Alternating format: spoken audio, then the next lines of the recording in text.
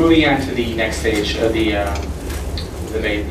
general forum question and answering session. So to the audience, if you have a question, raise your hand. If you have someone in the back, you can address all the candidates or any of the candidates with the question. Okay, I have 3 questions I'd like to ask. Just a second, we have a microphone on the table. Oh, you can't hear my voice? Oh, we're just going to have a microphone for record. Okay. Here. I have 3 questions that I want to ask all of you. Is it okay if I say who I am? Sure. My name is Margaret Gutschall. I'm a Green Party candidate for Wayne State University Board of Governors. I'm also a member of the National Writers Union, which is affiliated with the UAW. My first question, and should I ask them one at a time or should I ask all 3? Okay. We spend 57% of our tax money on bombing our neighbors. Are you in favor of ending all of that right now and bringing back that 57% of our tax money and doing it for something that is involved in killing other people? Yes, on the federal level, I mean, on the state level, this is a difficult question, but I can answer it for you. On the federal level, you know, about 20% of the budget goes into the defense. No, it's 57%. I have it. Okay. It is a big part of the budget. So, you know, our involvement overseas is certainly suspect. We're overseas for a reason. We wouldn't be there. It's about oil, it's about resources. Yes, I think that we need to become more protectionist, more isolationist. We need to move away from those areas of the Middle East, start relying on ourselves as far as resources. So yes, I would agree with you. I would move to bring those troops back. We need to bring things back. We're the biggest arms supplier in the world. Long before Eisenhower actually publicly warned us about the military-industrial complex taking over, we were aware of those problems. But there again, it becomes our own responsibility as citizens in a free society. We've allowed it to happen. We got to stop it. Yes. I was involved in the Middle East. Our interventionist military and foreign policy is not a good one. I believe, just like Jefferson believed, free trade with all, no entangling alliances. Also, as Bastiat said too, when goods flow across borders, armies don't. Anyone have a question? Somebody has to have a question. All right. Yes, sir.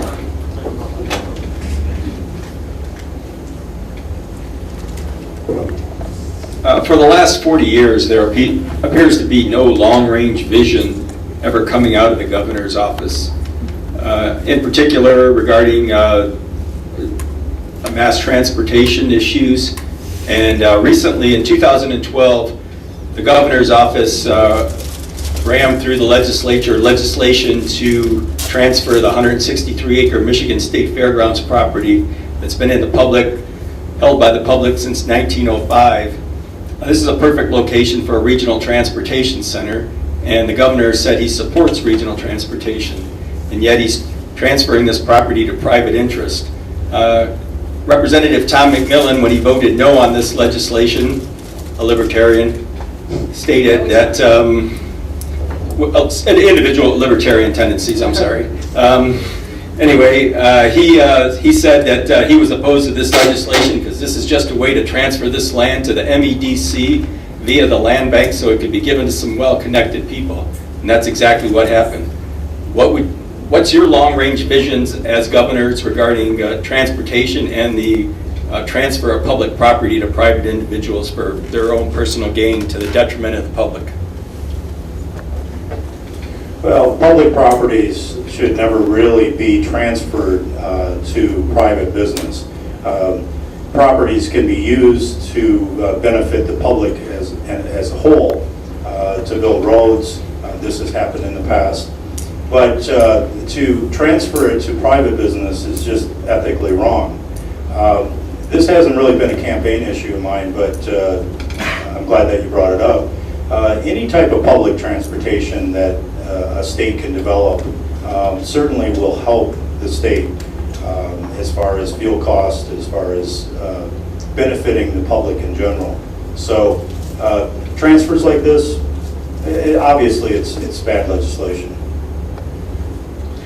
Well, it is bad legislation, and you know, the Supreme Court got it wrong a few years ago when they basically said it was okay for government to take property from poor citizens and give it to rich citizens because they'll manage it better, basically is what that ruling was. Regional transportation needs to be addressed. It's part of the solution not only for our roads, but for our economy. And an organized long-term plan needs to be put in place. And that's been the trouble. The career politicians on the Democratic side and the Republican side don't like to think long-term. They only think till the next election. And so the truth of the matter is a major thing like a regional transportation program is going to be a long-term project. You can't do it all at once, but you have to build toward that plan, and that's something we need to do, and that's something we can do. Okay. I am, like I said, I'm a libertarian, and I believe in private property rights. If you own your property, you take better care of it than a lot of public property. It's called tragedy of the commons. However,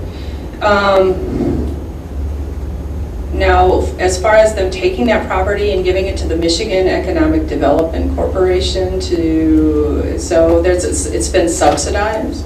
If somebody wanted to buy it, just buy it outright. They don't have to get subsidized by the state government. I certainly don't agree with that. And as far as regional transportation, yeah, if it works, but why not? Since I lived a while in Europe, and a lot of their transportation, their public transportation is becoming more privatized because they do a better job of it. So I don't know. If somebody wants to put in a light rail and a private company wants to fund it, yeah, maybe they should do that. But sometimes they become expensive public boondoggles. I believe we had a question over here in the front, so. There's always mention about how Schneider's trying to go from top down and killing the middle class with stuff like retirement pension taxing. And then there's also Showers who says that we should be going from the middle up. Where do you guys stand on that kind of tax reformation? Because I know you've been mentioning it, but you haven't really quite been addressing it. Well, like I said before, taxes need to be fair, they need to be equitable. I think what I would do is I would try to, as far as taking a look at the state income tax, where most of our taxes, most of the revenue comes in through personal state income tax into the state, I would move to reduce that rate and most likely possibly replace it with a little bit of a higher sales tax, which would then help us in the long run as far as tourism. We have tourists that come into the state, they use the infrastructure, they would then be paying into it. We would be paying into it also, but it would help the working class. They would have more money to then spend out into the economy. So that's just a little bit, but that's one area that I would address. Well, the trouble with top down or middle up is you're still left out the bottom. And you need to work all the way across that. You know, the truth of the matter is trickle-down economics don't work. We saw that back with the Reagan years. He ended up raising taxes and doing other things. We're seeing it right now in Kansas. Kansas has had a governor and a legislature that's been fully Republican, so much so they could put through anything they want, and they went through the same sort of thing of the major tax cuts for businesses. The businesses did not add jobs. As one businessman who was interviewed recently said, no, I didn't add any jobs. I just put it in my pocket and use it for stuff I want. You know, it doesn't work. And so we need to take and build, like I say, a fair and equitable tax structure. In the meantime, we work with what we got. And that means enforcing some of the regulations. It means making those changes so that people are actually paying. It makes no sense for service companies like insurances, companies, firms, do not pay taxes that manufacturing companies pay in this state, and that's how it is right now, you know. And they say, well, we can't put the tax on them now, but, you know, they had it exempted from it for so long that it would cost jobs. Well, you know, it would have cost jobs at any time, and the fact is we lost jobs with teachers, we lost jobs with the auto industry, just about every segment of jobs have lost sectors, and we had to deal with that. We can deal with that in the insurance industry also. Like I said, you're going to get tired of me saying this, but I'm a libertarian. Cut the spending. Return that money to the people who earn it, the taxpayer. Put that money into the economy where it can be used. Where, like I said, consumers grow economies, not governments. Okay, sir, up in the corner, we have a microphone coming to you.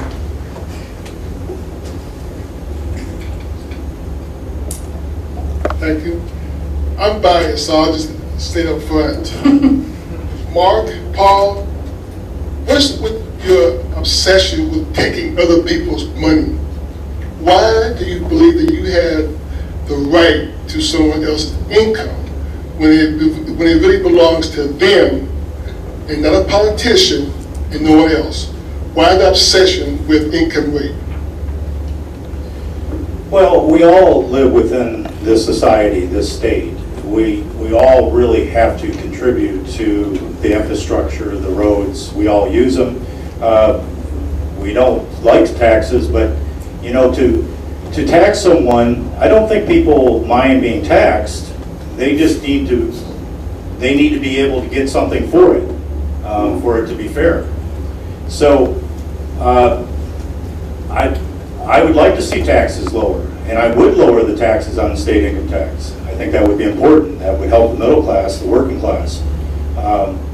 But it's a thorny issue. Taxes are. There are many areas where we could look to cut taxes. But like Mary said, the Organization Act of 1965 gave the governor sweeping powers over the legislature to abolish departments within the state or consolidate them.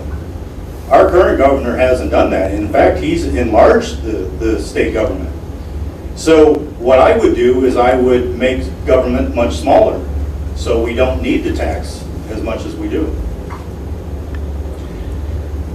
I'm not into taking people's money. As a society, I am into having a functioning free society. And the truth of the matter is, I get really tired of people who say, well, government should be run like a business. Well, half the businesses fail out there. Another large chunk are corrupt. You know, and government is not meant to be that way. It's not a business. Now, if you say you should think business or government should run efficiently, I agree completely. It should be run efficiently. But government exists because a group of people making up a society said, hey, there are certain things that we need for the common growth that are impossible to get by ourselves. And that's why we have government. And I think with that in mind, you can run it efficiently and you can serve that common good. And you know, you don't want a government, found a country someplace, I suppose, but you know, we chose to, as a free society, to say, hey, we have some common interests and some common good that we want to get done, that we can accomplish as individuals, and that's why we have government, and therefore that's why we have taxes.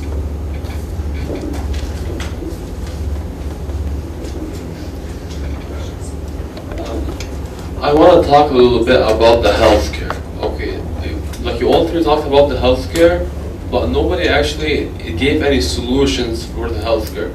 So I'm actually born in Canada, and in Canada, there's one thing that we do. So whenever you have a case, you can have free healthcare, and it's actually not a benefit. It's a right for everyone to have healthcare. And we here consider it as a benefit. No, it shouldn't be a benefit. We shouldn't even think like that. In the case of Mrs. Bazuma's sister, in Canada, actually, like if you have an appointment with your doctor, people say like it's gonna take a month. Yes, it's gonna take a month. But if you have anything or any question, you can call in a walk-in clinic, which is 24 hours open, has all accessible doctors. You just call in with your case. They're going to open your case, review all the notes from the doctor, and talk to a specialist in that case. So in case you have any case of emergency, there's going to be a doctor who will be there for you. So Why don't we stop those excuses and really look for like a good solution and give the people the right to have health care, not leave 45 million people without any health care in this country? Yes. Sir, I agree with you. I agree with the Canadian system. The Canadian system is a good system because it's not contingent upon the one's employment. Everyone pays into the sales tax. That money goes into the healthcare system, and it works. We could provide such a system in Michigan, and we should. We should not rely on the federal government for this type of system. We can create a system within the states, and that's how healthcare should be developed. Every state should have that right. Under the 10th Amendment, we should have that right to develop our own healthcare, along with a lot of other issues. Well, and as I said before, I believe we need a single-payer universal system. We talk about competing globally, but it seems that we only want to compete with the lowest common denominator globally. All the industrialized countries out there have universal health care. All right, we should be competing with them, not third world countries that are struggling just to develop any kind of infrastructure. But somehow we seem to feel like that's the only ones we can compete with. Well, it comes down to dollars and who's got them. And we need to take and eliminate that. I believe that the Constitution does tell us that anything not explicitly outlined in the Constitution is reserved for the states to deal with. And so we should be able to start a universal system for the state of Michigan. Now they'll argue that, well, but then other states will have people coming and so on. But if the federal government's not going to do it, we need to do it. And the fact of the matter is that health care is not a matter of commerce. And that's been that's the excuse they use. The Commerce Clause is what they use to deal with health care. But the 13th Amendment, which deals actually with slavery and indentured servitude, underlines the idea that human life is not a matter of commerce. And so that's the basis we should be able to move ahead with, along as it being reserved for the state's powers to do that. And we should do that. We need to move ahead to a universal system. Everyone should be able to have affordable health care. But is health care a right, or is it a good? A right is something that comes from your humanity. It comes from God. It doesn't cost anybody anything. A good is what you buy or what others buy for you. So what is health care? It's a right, because you're paying. Who pays for health care? We pay for health. That's right. You pay for health care. But why do we pay for healthcare? Okay, so like if I break my leg, like should I just stay at home and not do nothing about it? No, you should be able to go somewhere and have that taken care of, and you do, and we do in the United States. Okay, so now like if I'm homeless and don't have any money on me and I'm poor, so what should I do in this case? How can I actually fix myself? How can I fix my broken ribs, my broken leg? How can I fix some problems in my life? So what should I do now if I don't actually afford it? In this country, we used to have affordable health care. We used to have charity hospitals. We used to have municipal hospitals. We had fraternal organizations that provided people with health care who couldn't afford it. But after, in the middle 60s, we decided to push that onto insurance companies. Insurance companies decided, hey, you know, we can make money if we cover everything. Insurance, health insurance, like I said, don't get confused with health care and health insurance, should be for catastrophes. I have cancer. I need an operation. I broke my leg. Bungee jumping. Which is something I shouldn't be doing at my age. You wouldn't get your tires rotated with your car insurance.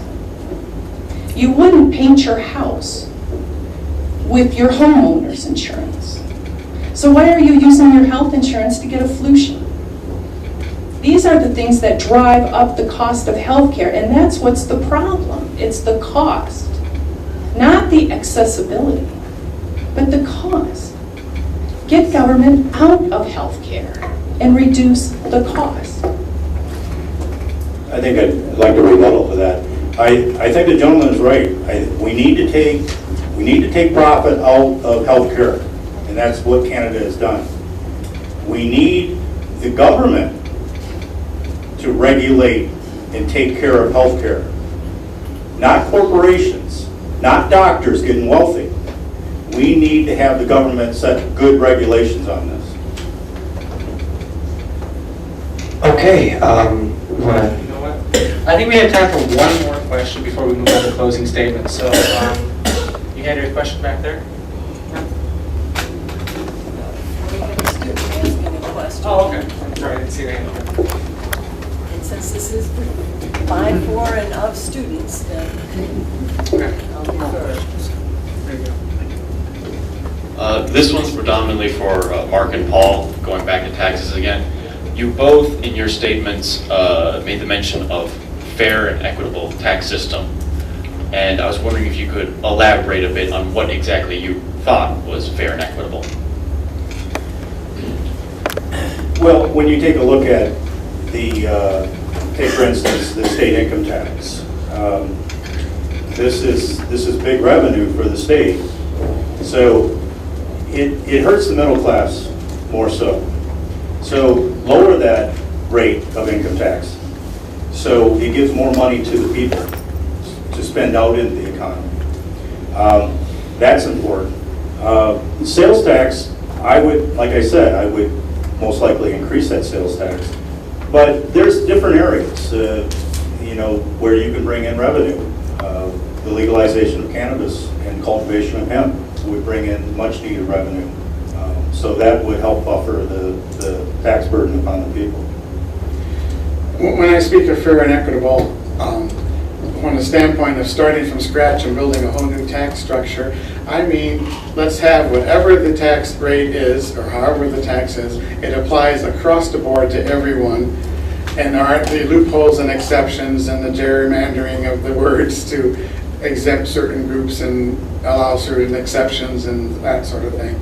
If you're working with the existing system, I think a graduated income tax where you do have a lower percentage on the lower income because it's a bigger percentage of their income, it needs to be in place. But even there, if you take a look and say, as the Supreme Court has done, that corporations are now citizens, then let's tax them on income. Right now, it's illegal on a federal level for any state to introduce an income tax on corporations. But let's tax them as income, and full-time employees within the state can become dependents, just like my daughter is a dependent in my family, and they can get a credit for that.